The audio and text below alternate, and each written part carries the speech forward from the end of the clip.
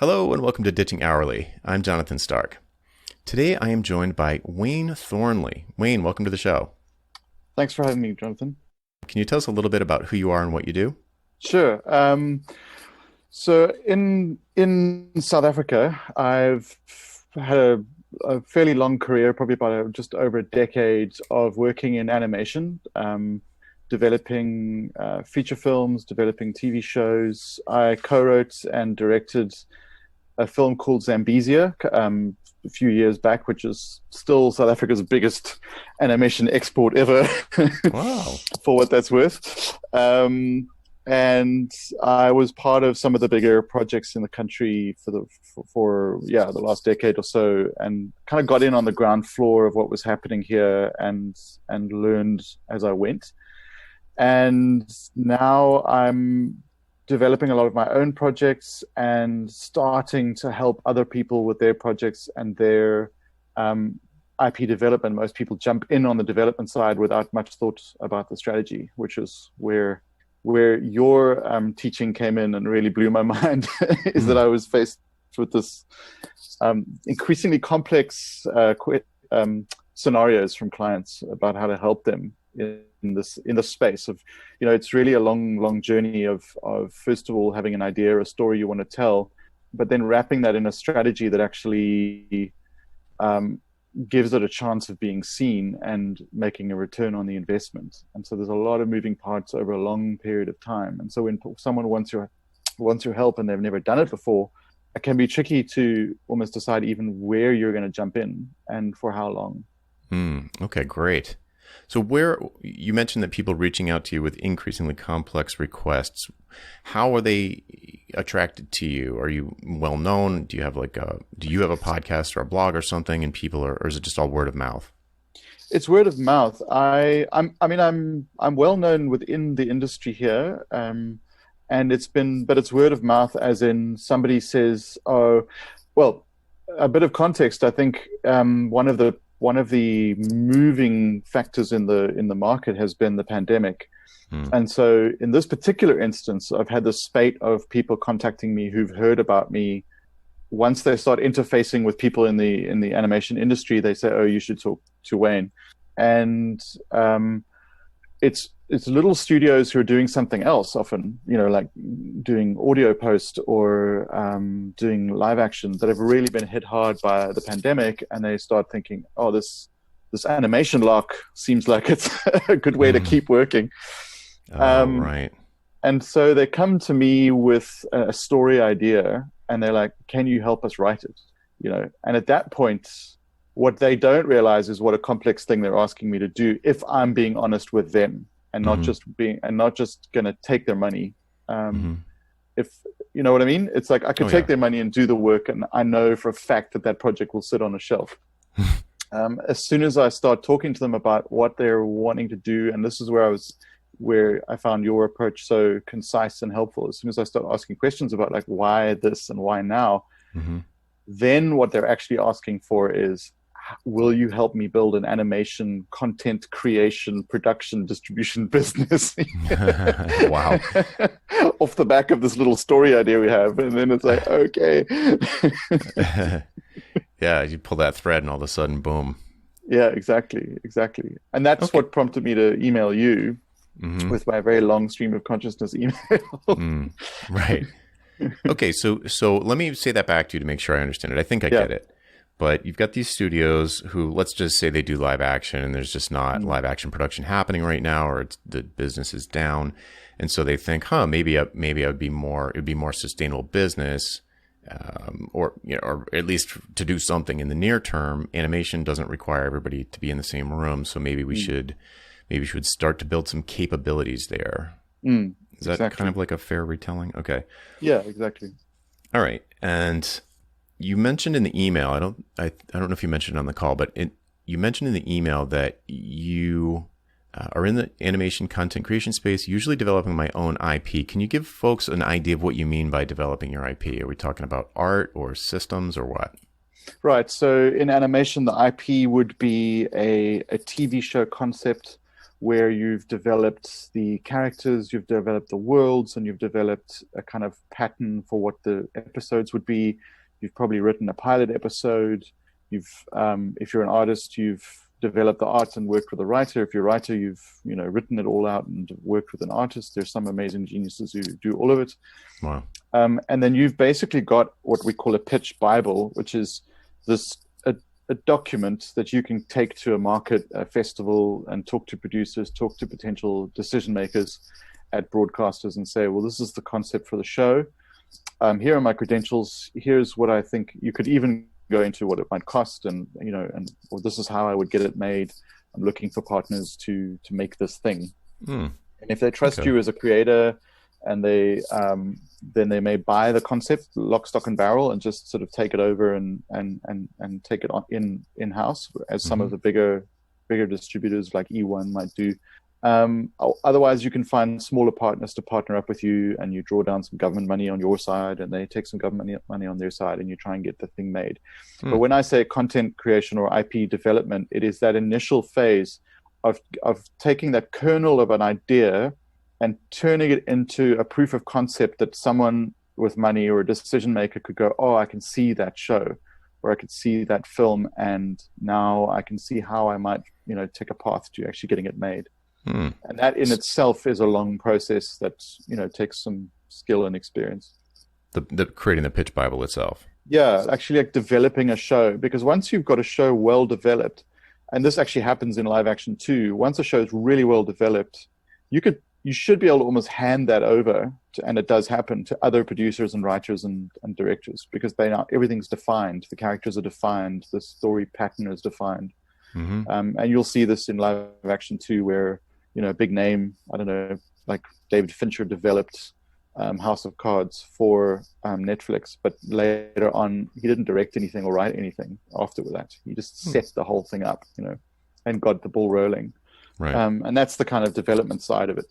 Okay, so it sounds kind of like it's like a combination of a screenplay and a pitch deck and a business plan all wrapped together. Yeah, it is a bit like that. It's a little bit of, this is the part that people don't have really, is that there should be a strategy to go along with it, and you should know who you're pitching to, and that's where I come in and try and help, or at least I've found myself doing that.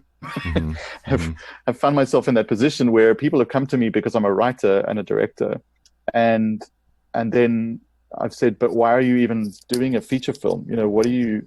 And then we have, you've pulled the string on the yeah, and it just starts unraveling from there. And then I started to offer, learning from you, I started to offer, I said, what about an advisory retainer? What about you? I come in and help you at the strategic level.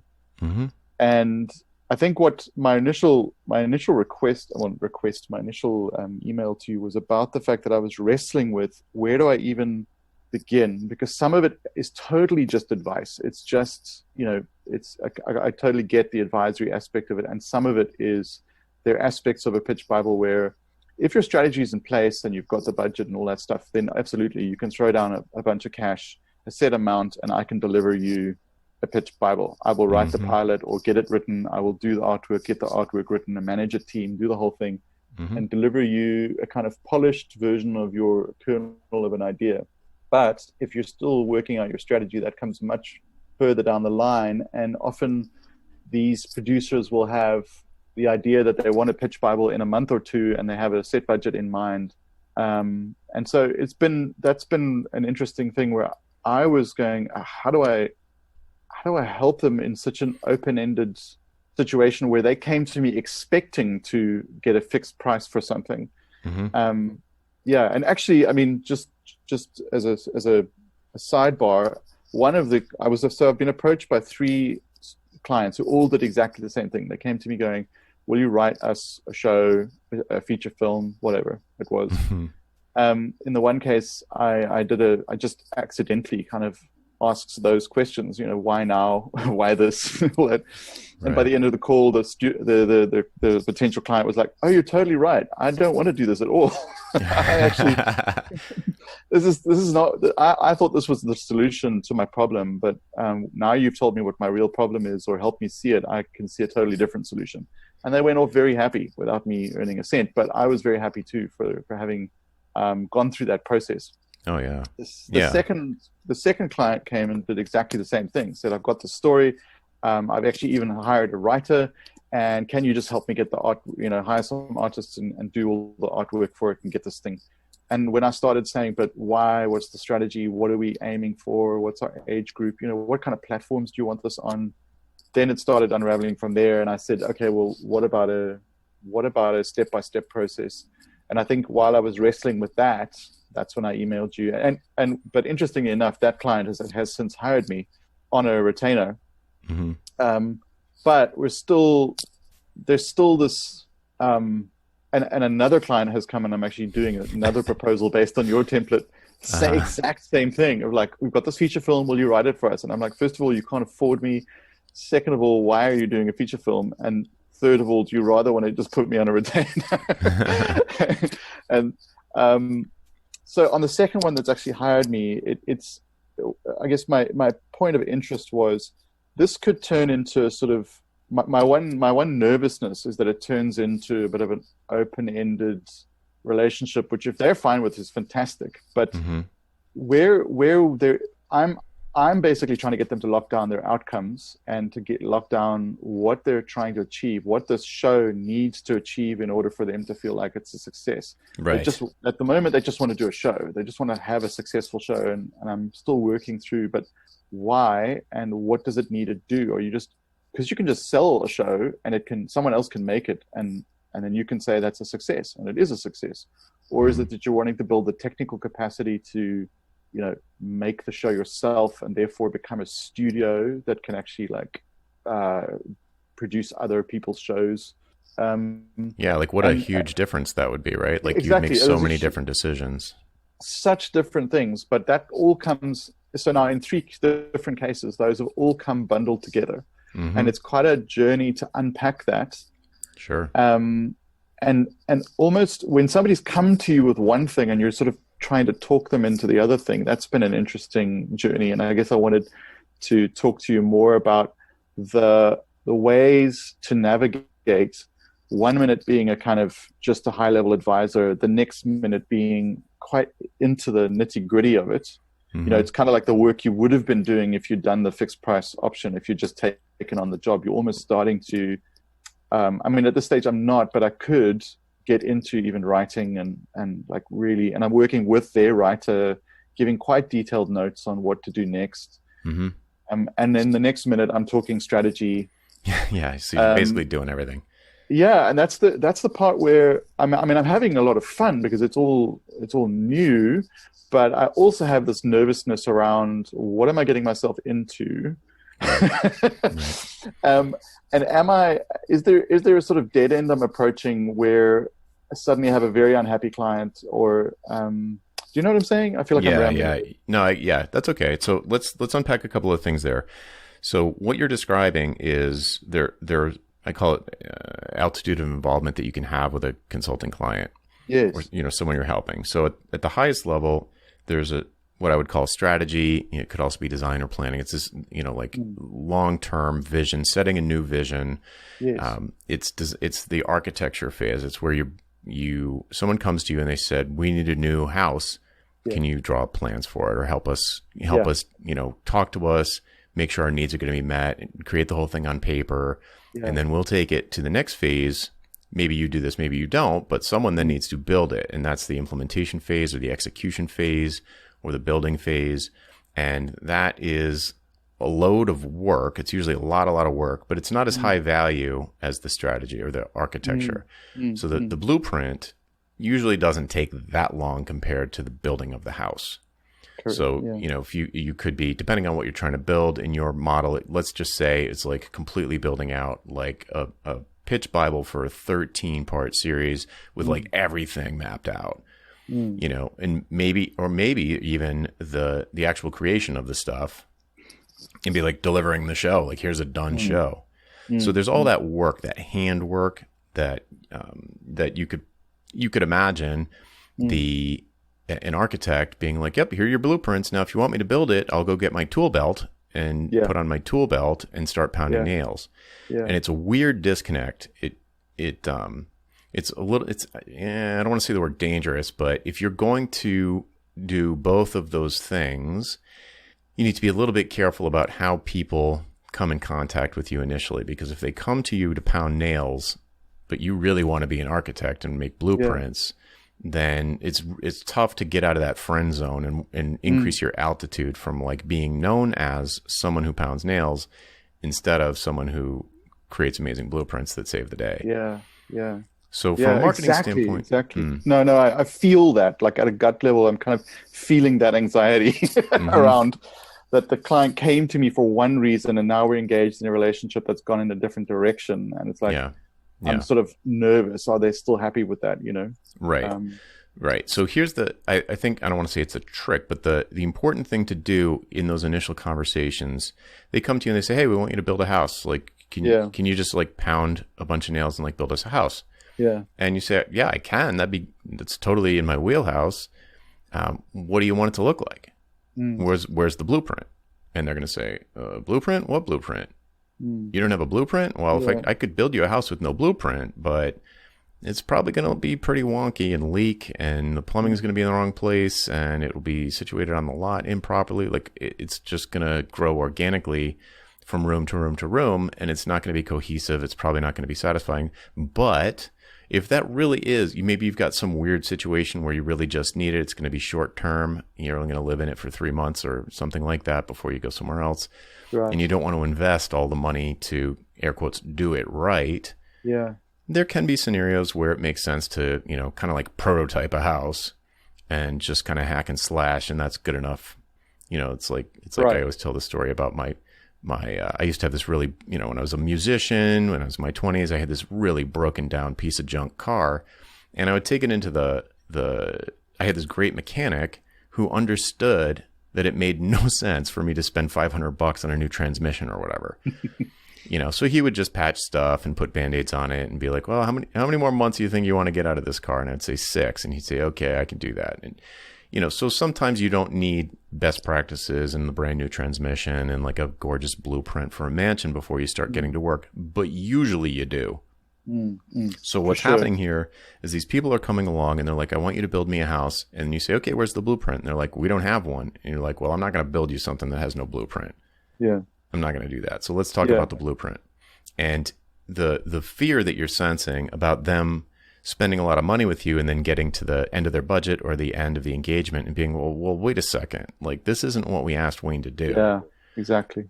So you really need to get enrollment from them in the sales process. And so, find out, do you want me to just patch this junker of an idea?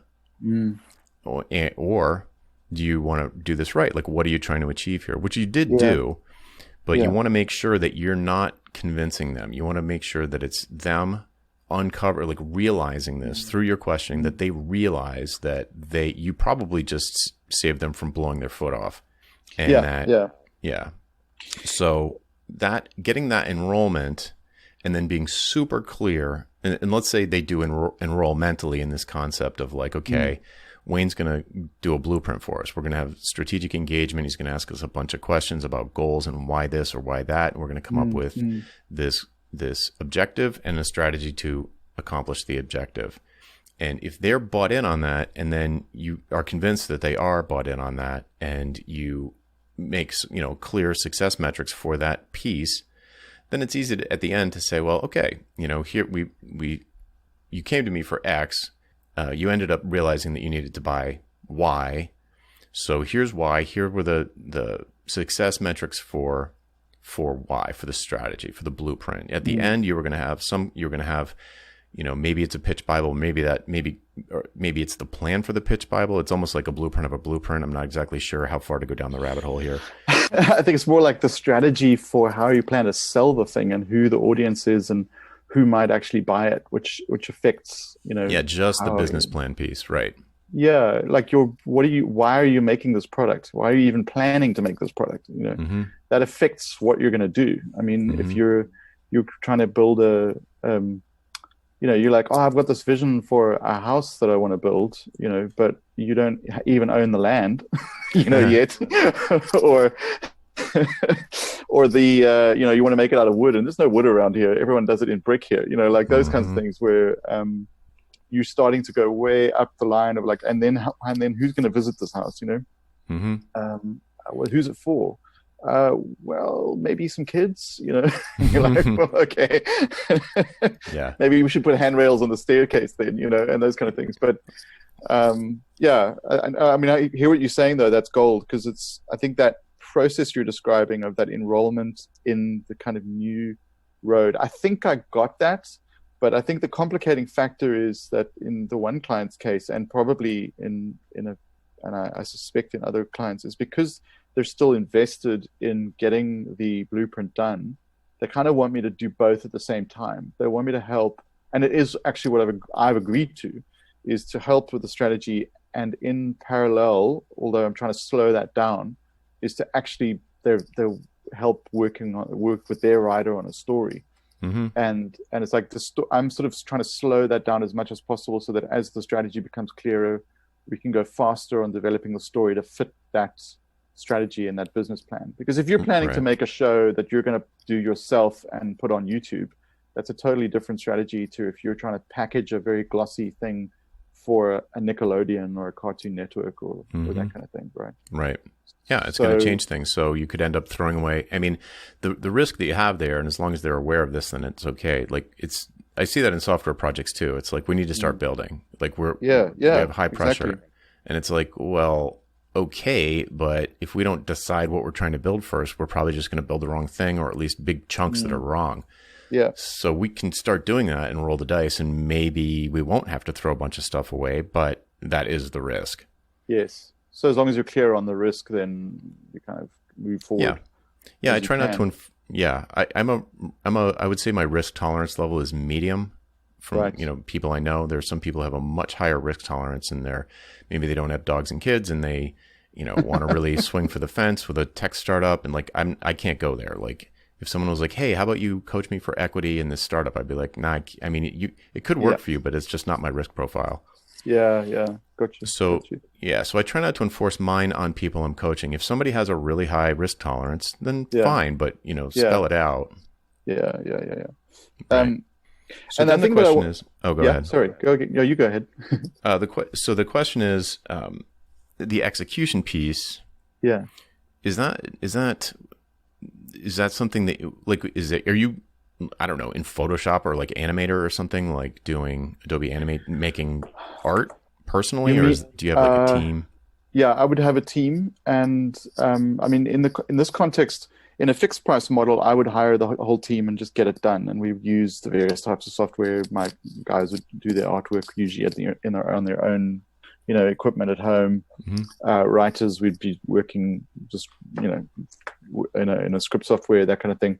In this kind of, I mean, I'm glad you brought that up, because it's actually the next kind of phase, I suppose, is in this sort of retainer model, we're sort of bleeding into that rather than beginning like, right, I'm signing a contract to deliver you the pitch Bible or deliver you 13 episodes. I did a very clean and simple job about 6 months ago, where a studio I knew the CEO. He said, I've got this job. I don't have the capacity for it, but it's fully funded. And he had reasons for wanting to take it on. And he said, I just want to make it your problem. Can you write me or get written the whole series? Here's some of the artwork that is already done, and just come back to me with like really great scripts. And that's what I did. I just delivered that with a team of 2 other writers. So that was really simple, fixed price, like nothing to it. I just had to deliver something that fit really well into the existing strategy. Yeah, but where he gave you a blueprint. Exactly. He knew exactly what he's doing and what he wanted, and I built it for him. And here it's more like we're building the plane in midair, right? Is that somebody's going. So I'm like, okay, so we're sort of bleeding into, as we're doing the strategy, we're kind of tinkering with the actual house, and then we're going back to the blueprint. And then, so there is no point at which I'm at the moment where it would be clear to me that to say, right, if you want me to now take on the pitch Bible as a separate thing, and then I will do it. But so it's almost more like the more organic thing would be to just carry on doing that and then suggest people that, team members that then the client hires directly. And I guess that's the altitude thing, is like, at what point on the retainer model are you getting, I mean, you sort of advocated the three options, and in this case, the client took my middle option. But I'm having not done it before, my option three, my question to you would be like, how detailed do you even get? I mean, are you starting to actually drive the process and take responsibility for it, and starting to like hire people yourself for that kind of thing? Right. Or are you still just advising, but in great detail? Right. So yeah, it could be either one. So it kind of depends on what they're looking for. For me, what I would usually do in the past, because I really didn't want to, I was in software, I didn't want to have a login for a bug tracker. That was my line in the sand. Okay. So I am not logging into a bug tracker. Right. So I would never agree to do anything that involved me writing code that got shipped to production, because then all of a sudden I have to go into Jira. Right. So that was my line in the sand. I would do maybe a little proof of concept or create some code just to see if something was feasible. But if they put it into production, that's their problem. I'm not fixing bugs. So I found a thing that I could kind of use as my line in the sand to demark what I wanted to do. Love that.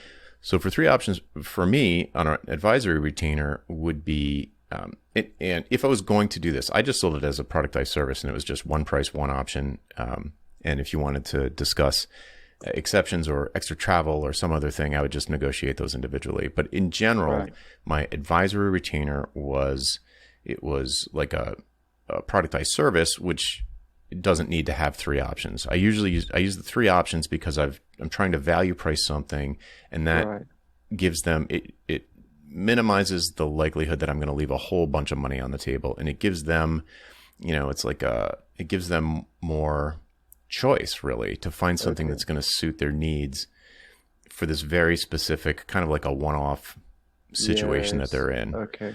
So in your case, I've conflated the two concepts in a way. A little bit. I've offered him a three-tiered advisory retainer. Yeah. So it sounds to me though that like you're a little soft on the advisory. But the way I would do it in the past would be, so I'd say, hey, let's do if somebody wanted a strategy session, that was one thing. And it was pretty short. I mean, there'd be maybe one big meeting with the key people, and they'd be really high up in the organization, and we'd get clarity on the vision. I can't define it for them. I have to help them kind of figure out, well, what are your goals? What's the vision of the future? And then come up with a strategy. Like the strategy is, what's the best approach we can take given all of the constraints that we have to try and achieve these goals? Because you could do, there's lots of different ways. You could do frontal assault.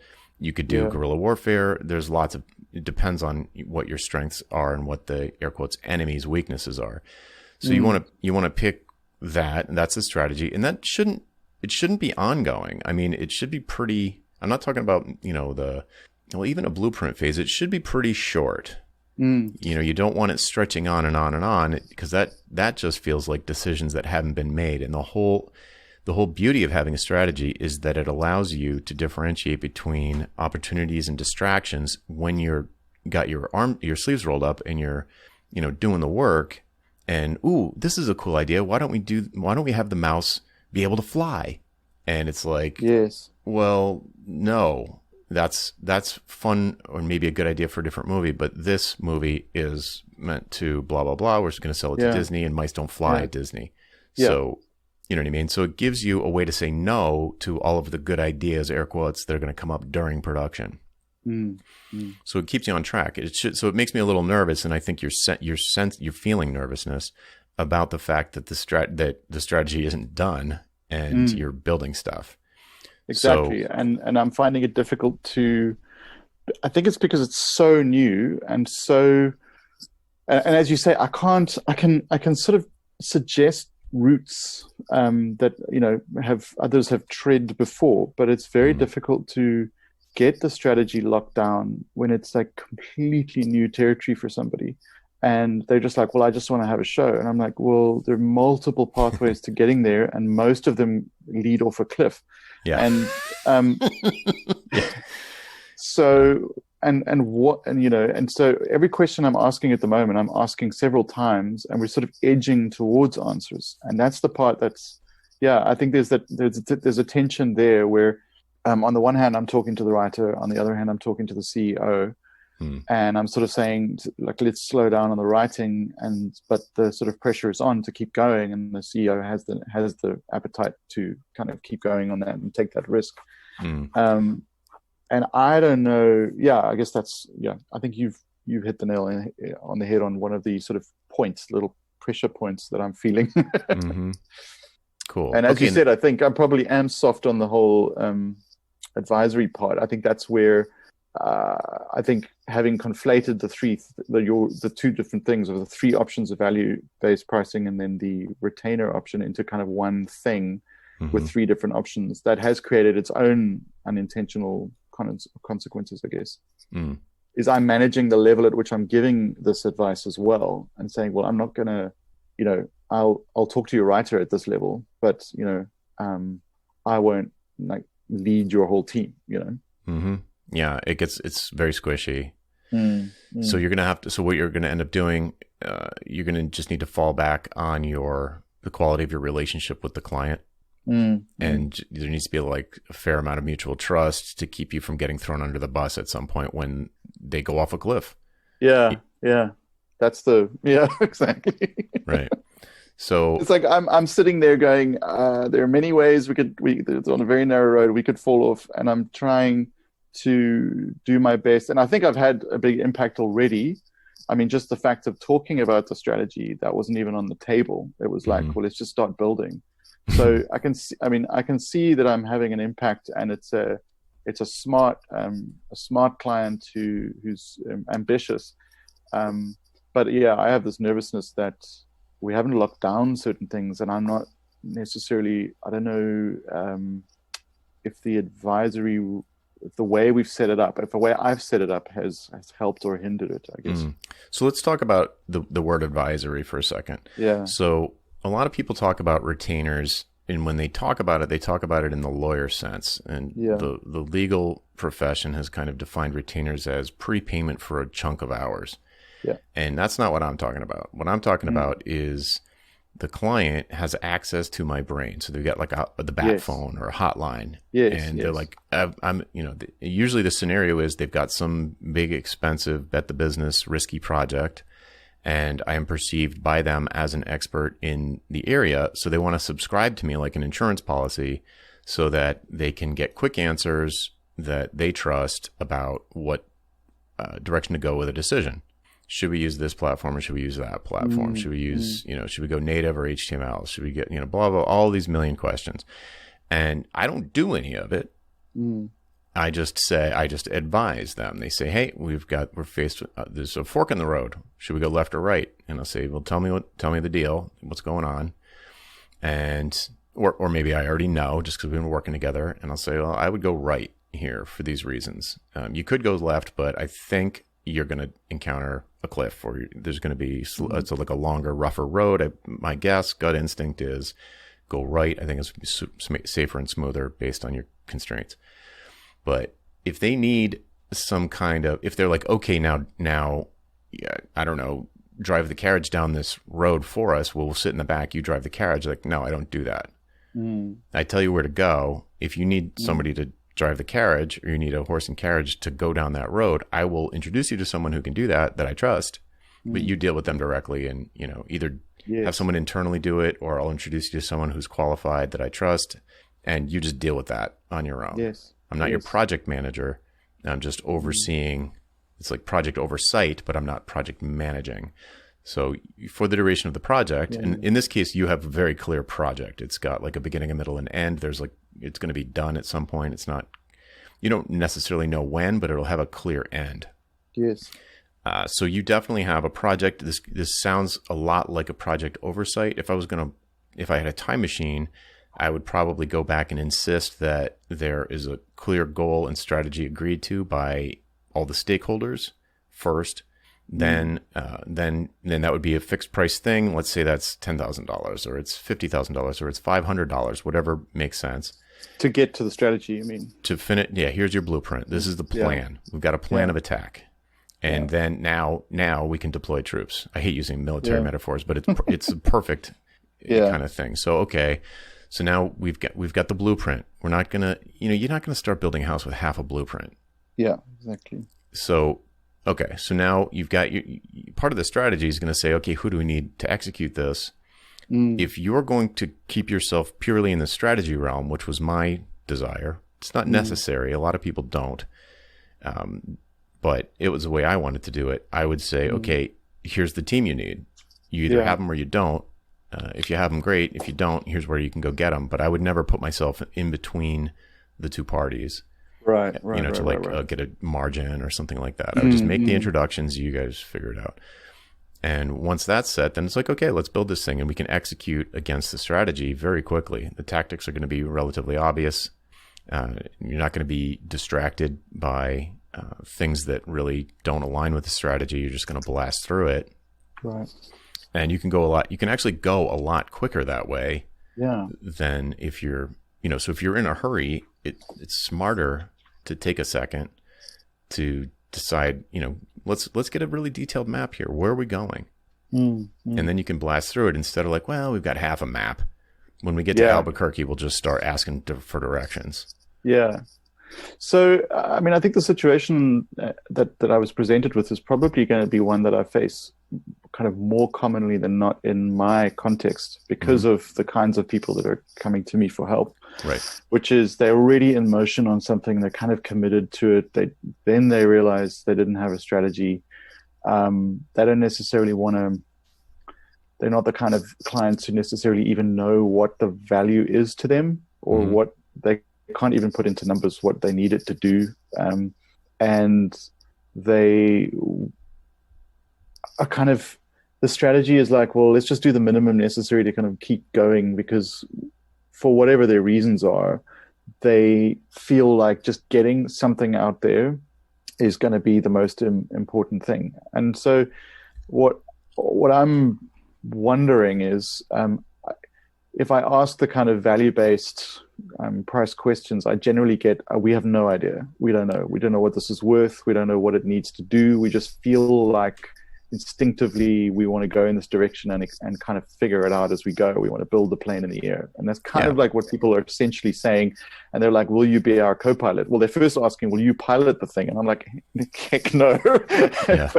But I guess what I've done now is I'm like, well, I'll co-pilot it or be the navigator. And you'll still be there when it crashes. Yeah, exactly. And I'm now in the cockpit in a way. You want to be in the tower. I'm sort of managing that involvement as we go, and it is on a retainer basis, on a month-to-month basis. It's like, and the way it sort of arrived at that was like when I said, well, I could charge you this fixed price for this pitch Bible. I could do this for you. And I mean, that was probably the simpler option, but I'm having trouble with charging people money for something that I'm pretty sure is going to fall over, Right. And then it was like, and then they were like, well, how much is it going to cost to like do the whole, get to the strategy and all that. And it's like, well, I don't know. I mean, and it's very difficult to even price once you're starting to go into like pre-production and all that stuff, because then it's like, is it 3D? Is it 2D? Is it high-end animation? Is it low-end animation? All those kind of questions start to become, I don't know. This thing it's very difficult to kind of price it. Yeah. So that's how it's sort of, piece. yeah. And that's where people are also talking to me, is going, well, can you help us get it all the way to production? Like, not necessarily produce it myself, but I certainly would know who to talk to and put together the pipeline and all that. Right. But so I think if you're really advisory, hands off, shepherding the project, I wouldn't think that decisions between like 2D and 3D are going to change any scope for you personally. Is that fair to assume? Yes, it doesn't change the scope for me, but it would change what I would advise them to do on the actual project. Right. So it's like, if you're going to, we want to go to these territories and we want to do it, once you know who your audience is and your age groups, then there's stuff about that, then I'd be like, well, then rather do it a 5-minute episode in 3D in CG rather than 2D or something. Those kind of things. There are trends out there, and producers are looking for different things. Different broadcasters are looking for different things. Right. So what your outcome is obviously determines a lot of that stuff, even though it's not about the budget now necessarily. It's more about what else can we do to enhance the chance of this thing actually getting out there.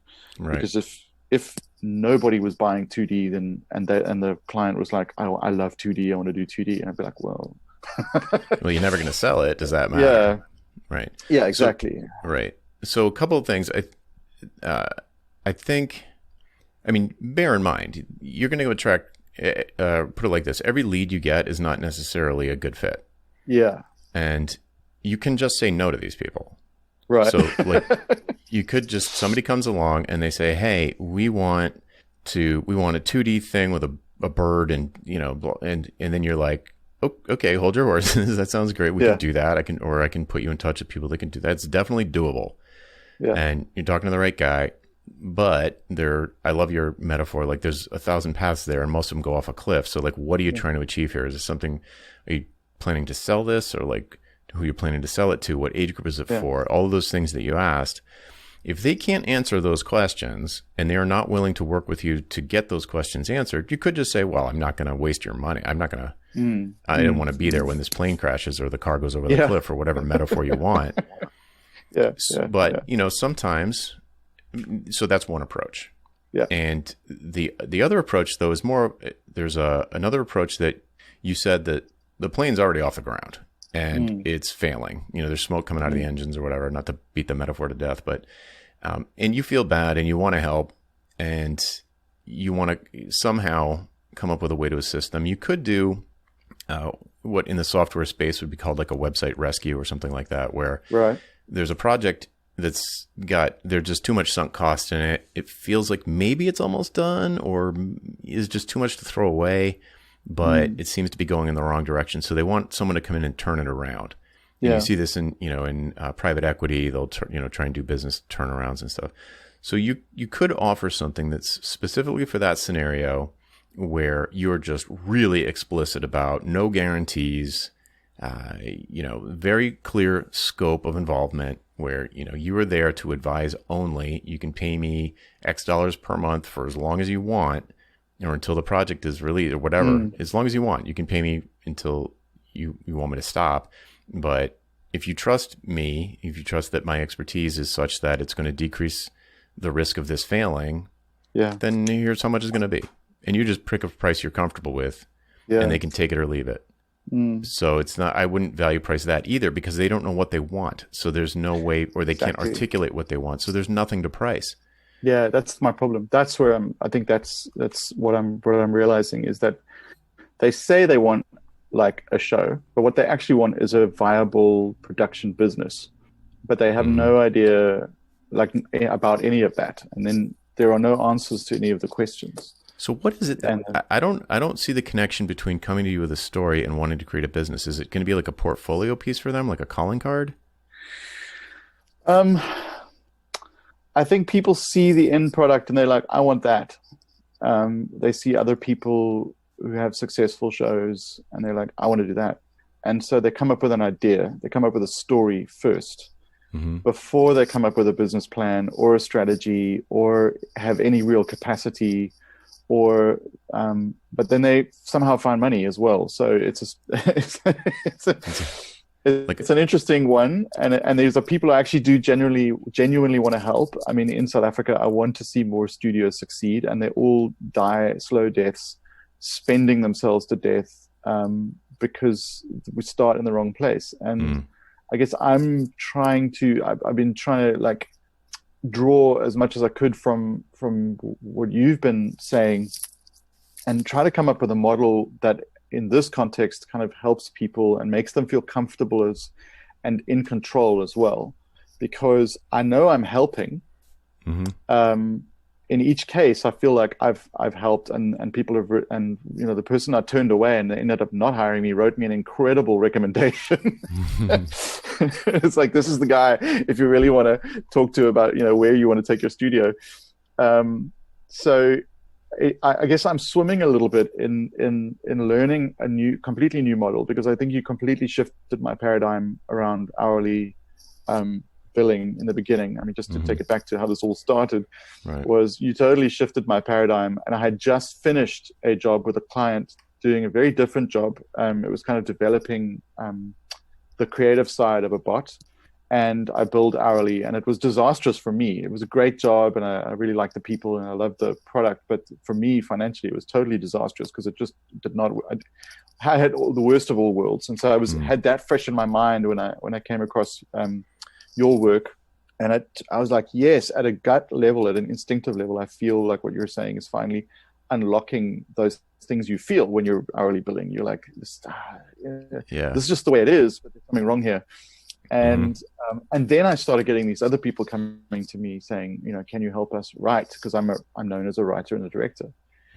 And it was those two things swirling around in my head, going, I could just charge them to do this, and that would be like my job. But first of all, they can't afford me. I can't charge enough to write for them at their level to make it a viable business for me. But I do want to help. At a level that works for me. In fact, I think that's probably the best summary of what I'm experiencing, is people are coming to me for help. I can't charge them enough for that piece of work that I would price myself completely out of their market, and it wouldn't be viable working for the rates they want to pay. Because people are usually starting right at the beginning, and they kind of just want to get something done.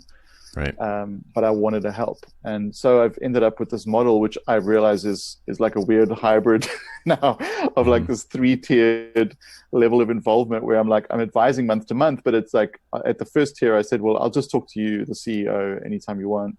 At the second level, I'll have meetings with your writer, and I'll get like into a little more detail on the actual creative while talking to you about strategy. And then on the third level, it was like, I'll actually become like a creative director, like a for hire, where whenever there's a creative meeting or creative decisions to be made, I'll be there and give my opinion, and I will recommend who to hire and all that kind of stuff.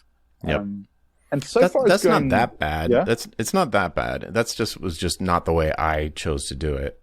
Because I didn't want to be that embedded in the scope of the project.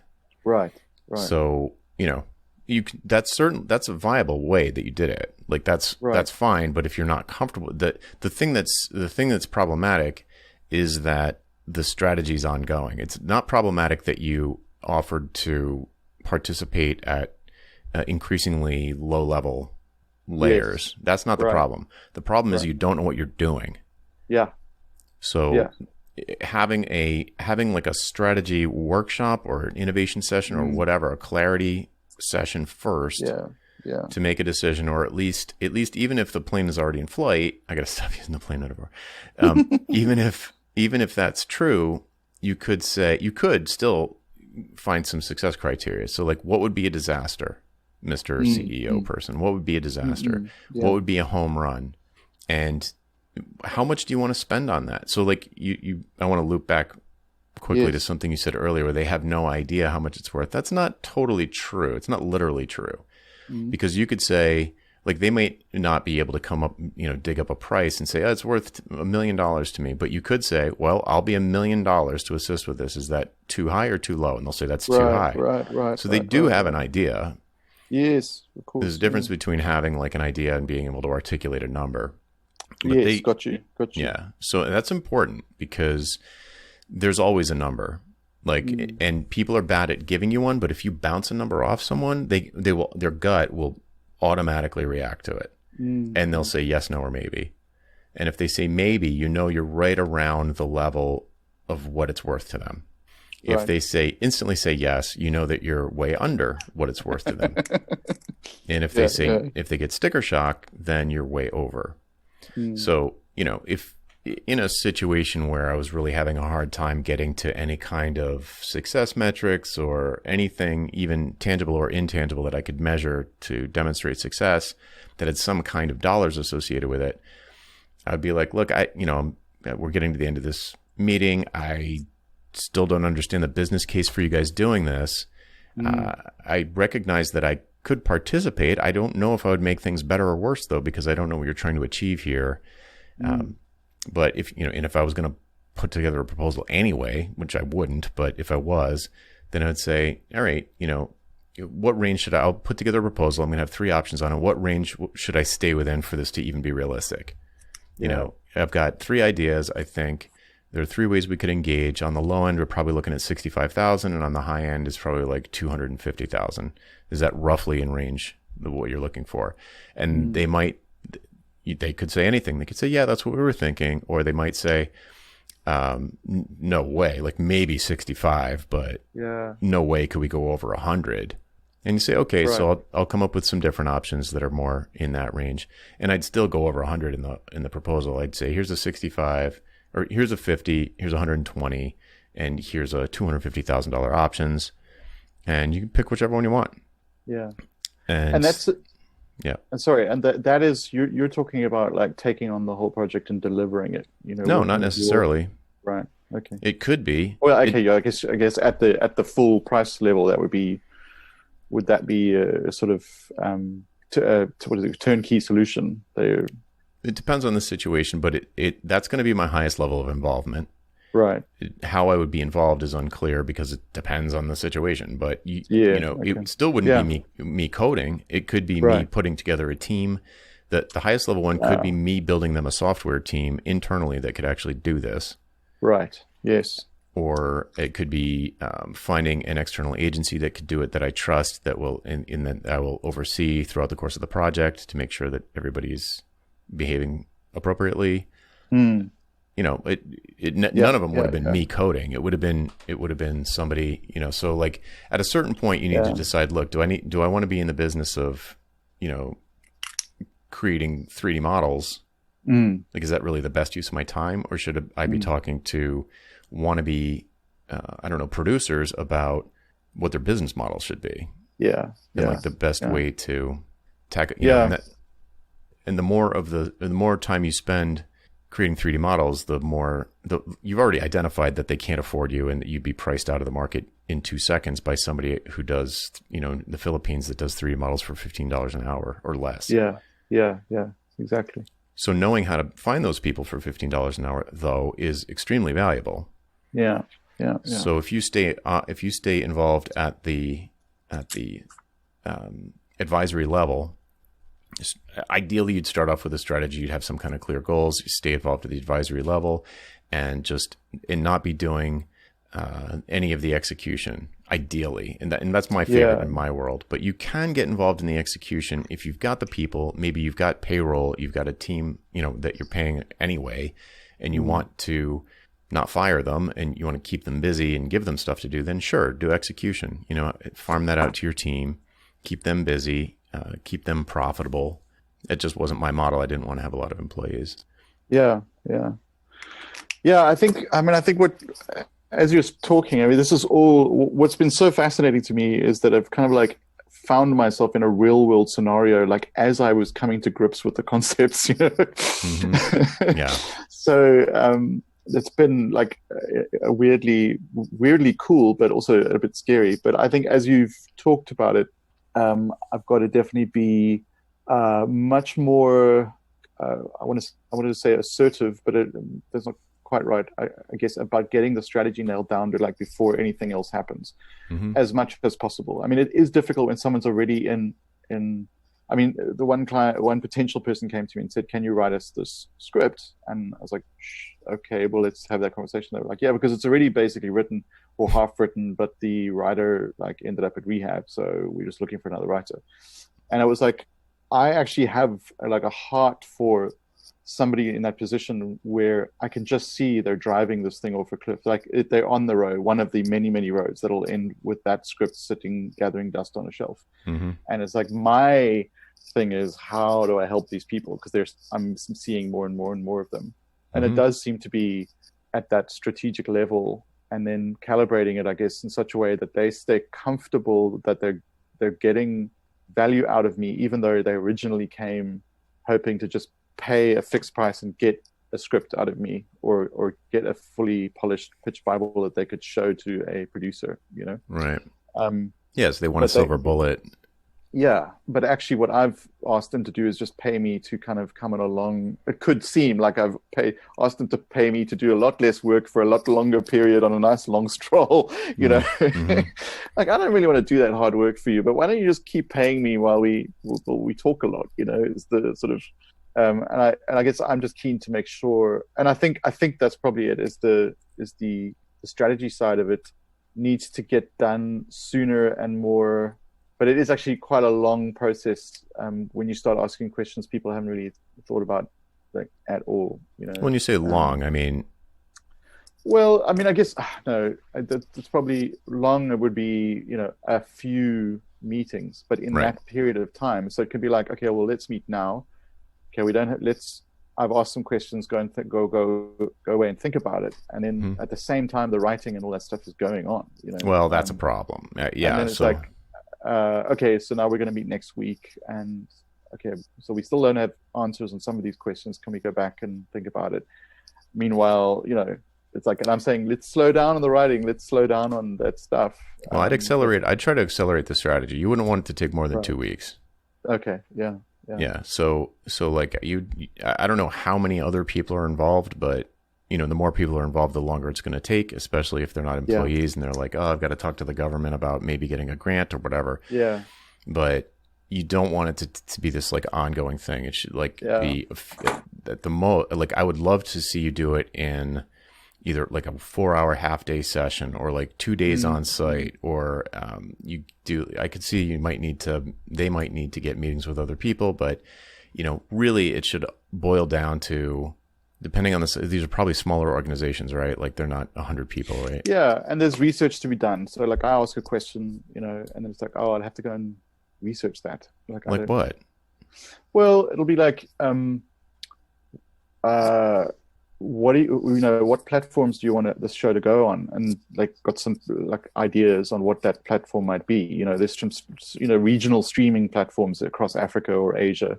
I'd be like, well, what are the big shows on there? I don't know those streamers. What are the big shows? What are their age groups? Those kind of things. And they're like, oh, well, they don't really know. They need to go and research that. And then there can be a few questions like that, right? And then they're like, oh, I really like the strategy of maybe like launching, I don't know, my own channel or something. But what would that take? And I'd be like, well, let's go and research that before we make a decision that that's actually what they want to do, and that kind of thing. So it's a bit of a kind of, as new concepts arise or new questions arise, then it's like, okay, we'll have to go and pause and go and find the answers, and then make a decision based on that research, and then come back and slowly build that way. So the thing you're describing, and maybe that has been a bit, that's been a bit squishy for me. Well, I'm worried more for their sake than my own, in a way.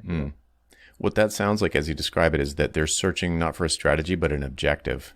So that is a great way of putting it. Yeah. Yes. They don't have an objective, so they're looking for different. They need to start with an objective in order to pick a strategy. Like, you need to know what hill you're trying to take. So if they can't even come up with an objective, and I feel, I every bone in my body wants to say everyone has an objective. Yeah. But I can imagine that it's impossible to uncover it with someone. But that piece doesn't require meetings. Like, to define an objective does not require meetings. And once you have an objective, it cuts down all of that other stuff that you just described, because there'll be a bunch of things that are obviously not going to be useful strategies. Yeah. So if you can't define the objective, you should be able, if you can't define the objective in 2 hours, there's like no hope. And, you know what I mean? They're just not ready. Yeah. So once you have an objective, it's going to really dramatically cut down on the scope of the research that you need to do to decide on a viable strategy. And you should really be able to do it in like 4 to 6 hours over the course of 2 weeks, maybe 8 hours over the course of 2 weeks. But that should really, that should do it. We're not talking about like we're not talking about like, you know, Walmart's 2021 retail strategy. This is like, of course, yeah, entrepreneurial, creative person who has an idea for like a cartoon. yeah. And I think that the tricky part is like I mean, and this may be my own squishiness. I like that word. Where, you know, if I say to someone, well, what are you trying to build here? You know, I mean, this show, nobody makes a show just to make a show, really. I mean, I suppose creative people like myself, we just make things. I mean, I do just write stuff. Mm-hmm. That's a hobby, not a business. Yeah, but if you're doing a business, the show has to serve a purpose. And like, what is it trying to serve? And they were like, well, I want to be a studio that makes stuff. I'm like, why? Well, there's many. Yeah, exactly. I'm like, well, because I need to expand out of the service niche I'm in now because it's drying up, and I'm being undercut by India. You know, why don't you open a chain of laundromats? Yeah, I mean, exactly. And I think I'm not necessarily pressing hard enough to get to that answer. Maybe I'm realizing. Yeah, I add a lot more in my brain. Every time somebody says something like what you just said, in my brain, there's like a neon light that's just flashing. So what? Yeah, exactly. And like, I want them to be able to articulate it in a way that a 6-year-old would understand. Yes. Because then they won't forget it. They'll be like, oh, you're right. My goal is to impress my best friend from high school by succeeding in this industry.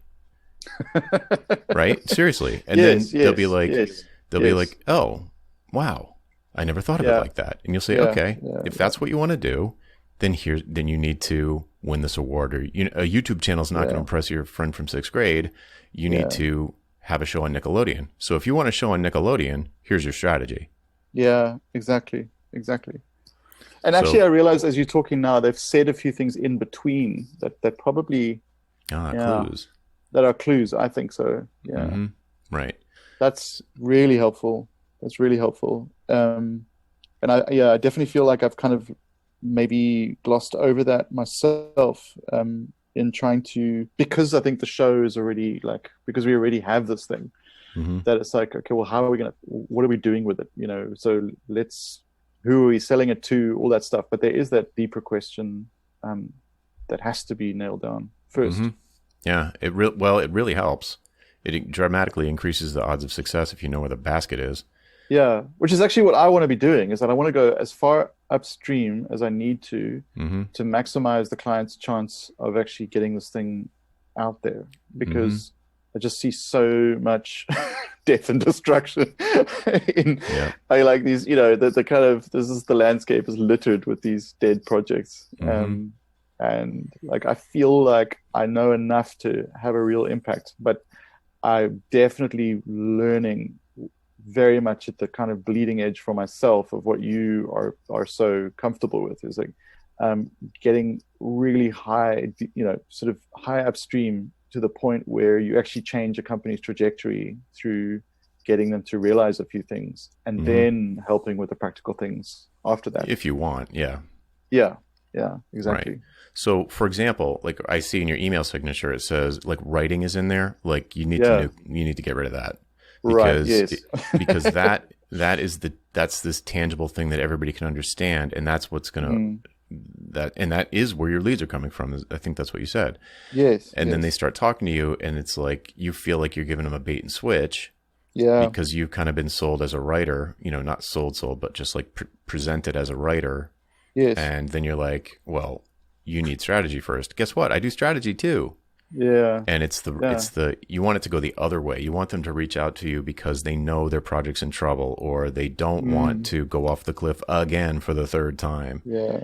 Tired of your projects going off the cliff or just sitting on a shelf collecting dust? Maybe you should talk to me, and we can come up with a strategy that will sell your show and not just make your show. So, you know, it could be, I don't know what you would call it, but I think leading with the strategy piece and not having it be like the 4th thing in a list, and focusing down on that as like, you know, because you're going to continue to get word of mouth referrals, and you know, it's all this other execution project stuff that probably wouldn't go away for 10 years. So No, you're yeah. gonna keep getting the word of mouth stuff, but in your public marketing, you could be thoroughly like, I don't know what you would call it. What do you call it? Like strategy or something? Animation Yeah, sounds such. probably. It's like, No, not yeah. I guess it's like creative strategy, I suppose. I don't know if there's a, I don't know if there's a like a distinct role that recognized for it, right, although it's clearly a need. right. Um, yeah, I'll give So that some thought though. what's the industry? So like these people that these buyers that come along, what do they think they do? Like if I said to one of them, "Hey, what do you do?" and they would say, "I am the Oh, what?" you mean the sort of buyers who buy up these show concepts, or No, your clients, your potential oh, my clients. clients? Um, the problem is they're trying to segue into animation, and they will have like a live action studio, or I mean some of them are make documentaries, some of them do post production, in they specialize in sound. Some of them that I've spoken to just did like short specialized in like public service announcement type videos, Hmm. and then they're going, we want to segue into animation, and Into and we the want to so do it, is and we there want another to word do for it that by though? having a story. Yeah. Is there You know, having another you write us a story. Okay. Is there a name for the industry though? Because when you say animation, it's not Yeah, we're really talking about shows or movies yeah, or like what is that called? Like if you won an award for yeah, Finding Nemo, yes. what's that? Well, that is an animated feature film as opposed to a Okay. live action feature film, and then Okay. there's animated. So at the moment, I mean, when people talk about animation now, it's just generically it's the shows and the feature films and all of it Well, it could be together. video games too. I mean, it's like very Yeah, unclear. yeah. I mean, it can be. I mean, video games has become such a sort of a distinct culture. Hmm. So, I mean, they're now, narrative experts in video games and all that kind of stuff. Hmm. And it's more specific, but the technology overlaps are huge. So there are Right. people who can work in a feature film, in a TV show, in a video game, or whatever. There are a lot of overlaps. But when it comes to the development of the actual intellectual property, the actual kernel of the idea, like Nemo, or Hmm. that is actually a thing that becomes a product that you can brand and merchandise and all that stuff. Right. Hmm. That is what we would call development. Yep. That's what we call development, and they're actually within a big studio would be in a development executive, somebody whose job it is to like shepherd all the creatives through the process of, and I was that inside a studio where it's like you're guiding and advising all of the creatives on the show and whether it meets the standards of the studio, and you also have the creative brain to help with solutions. And in some ways, I'm providing that service too, where I'm talking to the writer and to the CEO and saying, well, I think we should position the show like this. And here's how I would change your main character, for instance. So that is strategy at the level of like adjusting the actual story, with an eye on what we're trying to achieve. Yeah. So I'm looking for a term that is specific enough to sound really credible and qualified. Yeah. It's very tricky though, because I want to say, because everything I come up with is like really long, like animated movie or TV IP development strategist. Yeah, exactly. Right. So then I was trying to say like, well, if there's a particular kind of client that you would like to attract, an ideal buyer, Yes. what do they look like? What's their Yeah. deal? Yeah, you're good, Jonathan. You're good. Um, Not my first no, I think rodeo. you've been very good at like just pointing out these key points, because I'm someone who in my particular wheelhouse, and I'm incredibly articulate, but I feel like I'm sort of wandering around the edges of something that I'm very excited about, but still exploring. So I feel way less articulate than usual. But you've managed to hit the hit the nails. So I guess my ideal client would not necessarily would be in animation, but it would be actually okay. So at the level of like a fixed price, I suppose my ideal client is someone who already has their strategy in place, already knows what they want. They've probably got the funding in place, and they like just want me to put together my team of guys and just like knock it out the park and deliver 13 amazing episodes that they can send to their Malaysian studio and get it animated, and I've done that. This is something new. These clients that are something new. And I think, let me throw the other client I had, which was like bot development, which is this, it's a client who's coming to me with the sense of making clear, creative decisions with an eye on strategy is what's going to get their business to the next level. Does that make sense? So if someone is developing a bot, they realize that they might have the technical knowledge and they might have the content inside of that bot, but they don't have the creative wherewithal to make the bot actually move people and interact and work for the audience. So like create the narrative or the emotional connection through the narrative. Exactly. But it's in that case, even there was a clarity of vision and strategy. And so I had to deliver like high levels of creativity, creative input and shaping. And I guess that still is my ideal client. I'm also finding that I want to help. I want to help these other clients. I want to see them succeed, and I want to find a way that is beneficial to me and beneficial to them without me ending up going down with the plane, and making them unhappy because they feel like I maybe overpromised somehow or. So sorry, I think I didn't answer your question. For me, an ideal client would be someone who probably already had a clear strategy. Okay, two kinds. One would be the one that had a strategy and just wanted me to implement like with a team, and that's cool. I love that actually. Okay, the other one would kind of like, so just pause for a second. So that, just to make sure I'm following, that sounds kind of like you want to be, in the building metaphor, you'd be the general contractor. So like you don't really want to be the architect, but you don't want to work as a general contractor without a blueprint. So you've kind of been feeling like you need to do the blueprint work because they don't have one, but you'd prefer, or perhaps you just feel a higher sense of mastery, or you're just more confident that you can knock it out of the park. Someone comes to you with a clear blueprint and you're like, I'm going to build this house like crazy. It's going to be so great. Is that kind of in the metaphor that makes sense? I would say it's a little bit further. In that metaphor, I would see the general contractor being the, say, Malaysian or South Korean animation studio, where you're delivering all the raw materials to their site and they churn out a finished show at the end, right? And interesting. So I mean, you're delivering the scripts, you're delivering and basically what my job was to design the parts. So it was more of in that thing, it is more of the architectural design of the thing, delivering blueprints. But they already know. I mean, to use the analogy again, it's like a developer coming to me going, we have this piece of land, it's this big, we need it to house, 250 units, and we need it at this kind of price point. Design us a complex that fits that.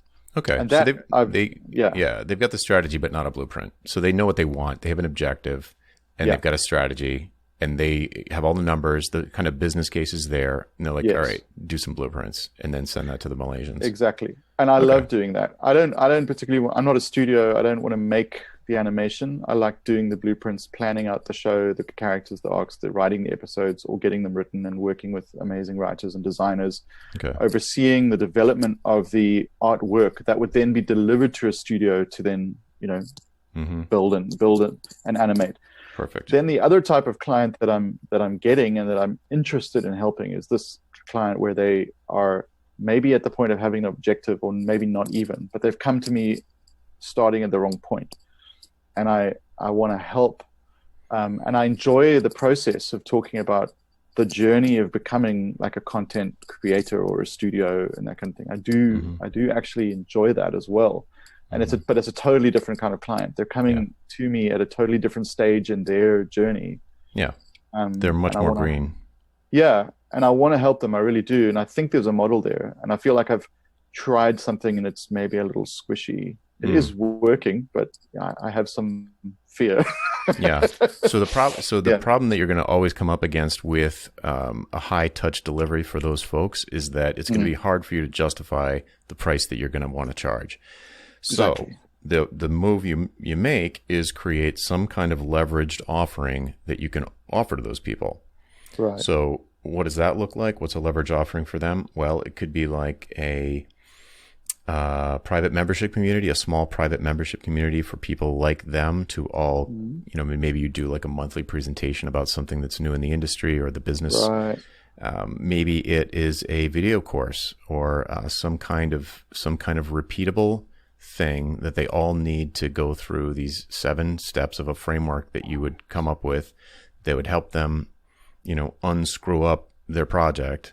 Yeah. So packaging your expertise in a way that you could distribute it repeatedly or at scale to more than one person at a time allows you to set a price point that's really affordable for them. Like maybe it's $300 for a video course, or it's $1,000 for a 3-month seminar, online seminar that you lead, or it's $100 a month or $300 a month to be part of a paid community that has, every other week office hours where they can come in and ask you anything, but it's all public to the group. It's not private.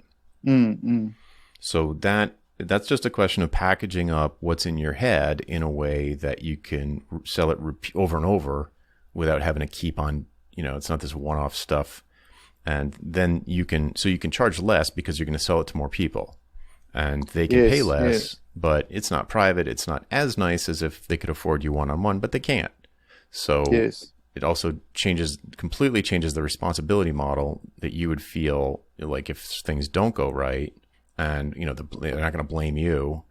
And it allows you to give them something that will, so you can feel like you're helping, but without putting yourself out of business, doing one-on-one engagements for a bunch of people who really aren't ready to be hiring you at that level. Yeah. That makes a lot of sense. Cool. The tricky part is formalizing your sort of knowledge in your expertise, and like, how do I formalize that? How do I put it into a big job? Yeah, it is. Right. It is. Yeah. So the easiest way to you do it once, I guess. Hey. Yes, exactly. And you can kind of bootstrap your way into it with some kind of a paid community where you've got, if there are really a fair number of these people and you had 10 of them in like some kind of a group coaching thing or something like that. And everybody was kind of bouncing ideas off of each other and seeing other people make mistakes that they can see in other people, but then they're like, oh, I'm making the same mistake. There's a lot of learning just in the community on its own.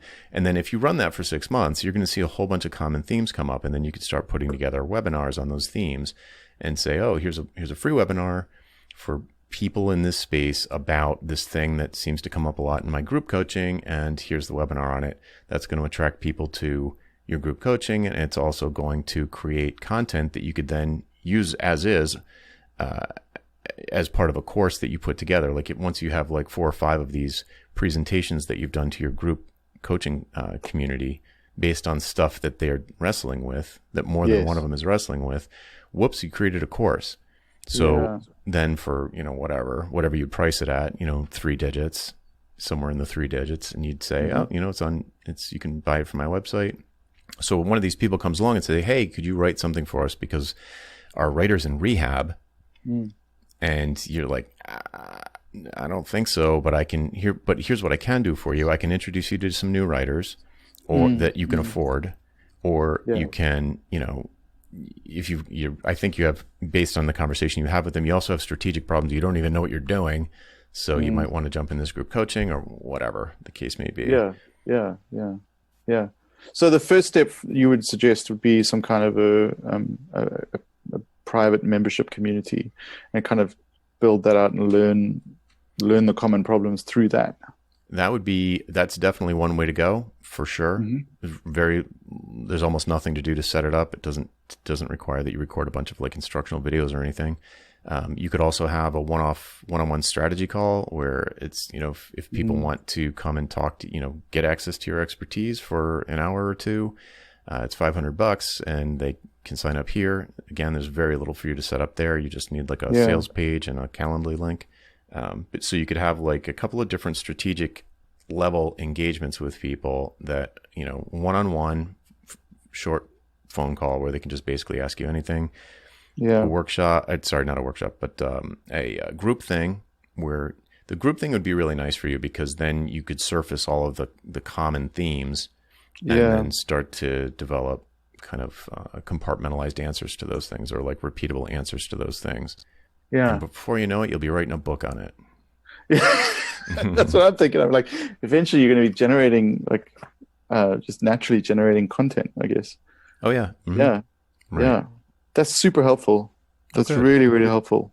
Because I think it is about like really wanting to help and not getting myself into a situation or the client into a situation where it was like, this is not what either of us really wanted. So now we're going to kind of make the best of it, I don't think I'm there yet, but as I look down the road, I'm like, oh, okay, well, I haven't been on this road before. I haven't been in this position before with the client. So I'm like scanning the horizon for danger at the moment. Yeah, and you can sense it, because there's not enough leeway between your cost and their value for the engagement that you're doing. So there's just not much wiggle room. Yeah, exactly that. And when you've not done it before and they've not done it before, I think the results can be quite unpredictable. We didn't talk about, this is getting to be a long call, so we should probably wrap up soon, but there's also a notion of R&D, which a couple of things you've mentioned have kind of sounded like R&D. Yeah. Okay. And that's a whole nother can of worms. Right. It's still, and you could still potentially have a similar kind of product ladder where at the top you've got value price projects, R&D projects, or you could just have ongoing R&D where you're just developing concepts for them. It feels a couple of things you mentioned sounded a little bit like that, but the majority of things you've talked about weren't really going in that kind of direction. It was more like a little bit more execution, and it felt more like you wished people had clearer goals because it would be easier for you to hit home runs for them. Yes, exactly. Yeah, exactly. So I feel like you're faced with some things that look a little bit like R&D, but it's not your preference. Right. And so, I mean, how would you define R&D? What would R&D look like to you? I mean, I'm also conscious of the time. Yeah, I mean, R&D is like R&D. Amazon spent something like $26 billion on R&D last year. Right. So, and I don't think Amazon is spending that kind of money on R&D because they're rich. I think they're rich because they spend a lot of money on R&D. And guess who else is on the highest spend for R&D lists? Google, or the parent company Alphabet, and Apple, and Volkswagen, and like these huge companies that you know of, mostly tech, because they invest billions of dollars every year in R&D, innovation. Yeah. So I think it takes a really mature company and a real visionary leader to place a high value on R&D. But when you come across those people, they will pay a lot of money for someone who they trust delivering results in an R&D capacity. So if you imagine, if I got hired, if somebody was looking at me to like do R&D for them, I wouldn't really, in tech, it's not that compelling. But if they had Elon Musk was available to do R&D, he's got a track record, so they're going to probably be willing to spend quite a bit of money. If he was doing R&D consulting for giant companies, he could probably name his price pretty much. So R&D has, I think, everything to do with your reputation at delivering results, and you still can't guarantee anything. Basically, you can guarantee that you're going to find out if an idea is feasible. Maybe an idea will come out of it, but you're basically selling on your reputation, almost like an artist, where the value of the painting has more to do with the notoriety than the kind of paint they used.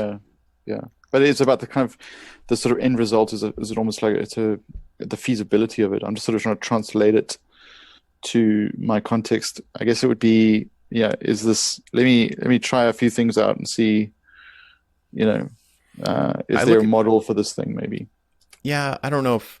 It's a long conversation. I don't know if I could even if we had time, I don't think I could answer it really clearly at this point. I've never been a fan of trying to sell R&D, but I think if you're famous for delivering innovative results, then like IDEO, then you're going to be able to charge a lot of money to people who value R&D and value Yes. innovation. But Right. very, very few people truly value innovation, which is a shame. Yes, yes. But I get that concept. I mean, you're looking for what are people in what are the people in my context actually value, and what are they, and how can I help them get that, I guess, and what are they willing to invest in? And it's probably not R&D. I probably not.